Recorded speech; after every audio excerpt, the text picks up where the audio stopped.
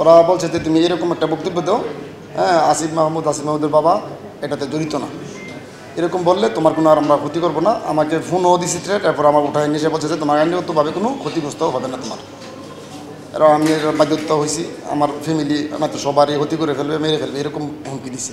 পরে আমি বলছি যে ঠিক আছে আমি এগুলো বলছি। অন্য লোক অন্য আনের এদেরকে দিয়ে উঠাই নিয়ে দিচ্ছে আমাকে ধরে নিয়ে। এরা বলছে যে আসিফ মাহমুদের বাবা এরা ইয়েতে জড়িত না, সেটা বললে তোমার কোনো ক্ষতি হবে না, তুমি কালকে সাংবাদিক আসলে তুমি এই কথাটা বললো। তা আমি লাস্টে বাউন্ড হয়েছি, ঠিক আছে জান আমি বলবো না, আমাদের যেন ক্ষতিগ্রস্ত না হয় আমাদের ফ্যামিলির। তাই আমি দিনের বেলা ওরা আসতে পারতে আমি বলে দিচ্ছি যে হ্যাঁ এই আসিফ মাহমুদ বা আসিফ বাবা এই খুনির সাথে কোনো জড়িত না, এরকম বলছি।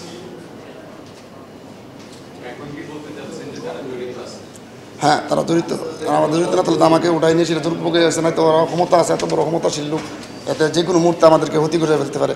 আমি কিন্তু গত সাংবাদিক সম্মেলনে এই কথাটা বলার পর এই ঘটনাটা হয়েছে।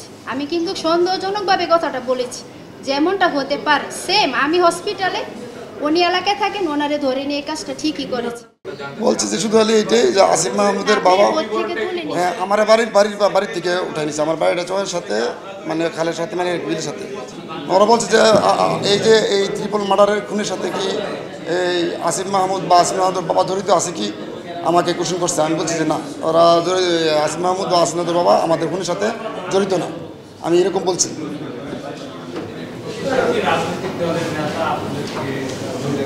জি না, জি না।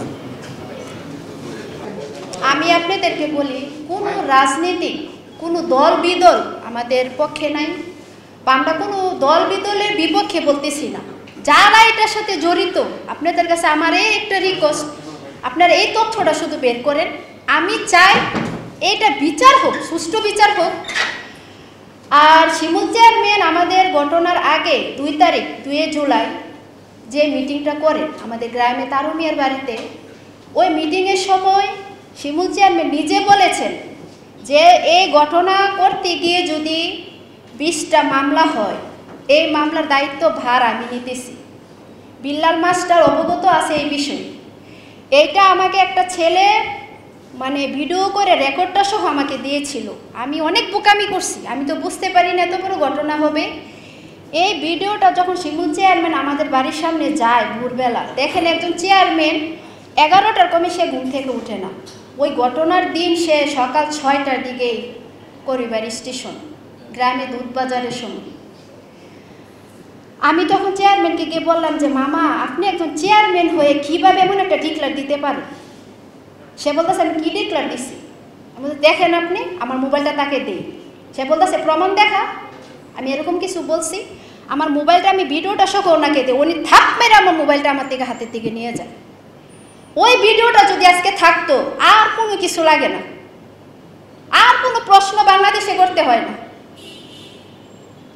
ওই ভিডিওটা মোবাইলটা হাতের থেকে নিয়েই আমাকে ধাপ মারে একটা এইভাবে মারে, আমার গালটা এখান থেকে এইভাবে কেটে যায়, এখনো মনে স্পট আছে।